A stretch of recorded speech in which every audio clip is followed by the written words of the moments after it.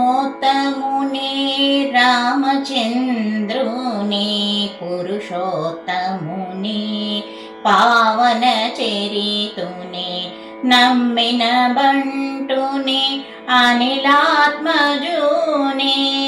శ్రీ హనుమంతుని స్వాగతమిమ్మని నీ కడపొంత విశ్రాంతి తీసుకొని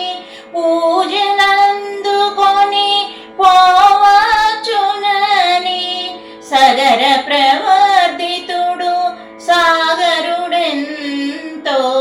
ముదమున పలికే మైనాకు నీతో మైనాకుడు ఉన్నతుడై నిలిచే హనుమంతుడు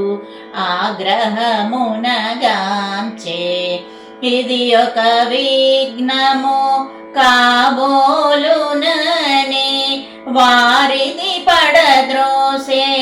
ఉరము చేగిరిని పర్వత శ్రేష్ఠుడా పోటున కృంగే పవనతనయుని బలముగని పొంగే తిరిగి నిలిచే హనుమంతుని పిలిచే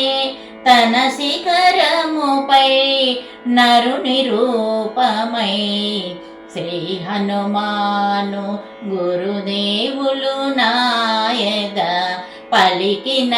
సీతారామ కథ నే పలికెద సీతారామ కథ.